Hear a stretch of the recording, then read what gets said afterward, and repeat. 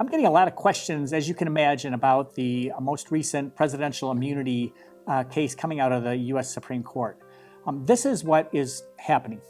Under the American Constitution, the power is divided between the executive branch, the legislative branch, and the judicial branch. And what we know is that in our Constitution, the impeachment power of the House and the removal power of the Senate is what the founders designed to address criminal activity of a sitting president.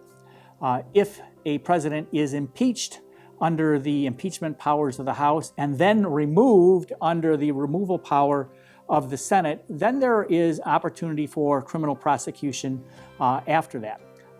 If there is something short of that, for example, just an impeachment but no removal, then we resort to, again, what the Constitution sets up, how it sets up our republic. You've got separation of powers, where you have, a House and a Senate that, make laws, and then you have an executive that carries out those laws. And under the Constitution, the executive is the President of the United States. Under Article 2 of the Constitution, we the people have delegated to a president to be basically the CEO of the nation. And under that list of powers in Article 2, we have things like being the commander-in-chief of the armed forces of the most powerful nation in the country.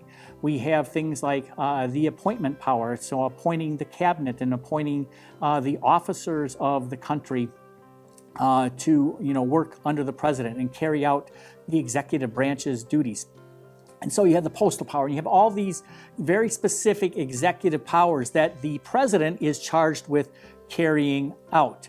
And so as part of these official duties, what the Supreme Court said is that, a sitting president, for example, President Biden, or a former president, President Trump, are immune from prosecution of any alleged criminal activity arising out of their official duties while they are president. And so this is very similar to a case that came down a number of years ago, where a president fired a government employee, and then the government employee sued the president in civil law, not a criminal case, but a civil law.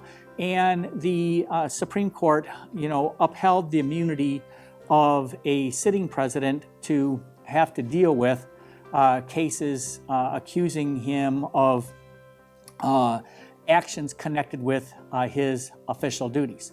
Now, let me tell you what the decision did not do, because there are some, including the dissent in this case, that are suggesting that what the court did was say that the president was above the law. The way I'm seeing this is I'm not too sure that's the case necessarily, because what the Supreme Court decision did not do is give immunity to a person holding the office of the presidency when that person is acting outside of their official duties. When a president is exercising powers under the foreign relations powers or as commander-in-chief, the ruling says that you cannot bring a criminal case out of those official responsibilities.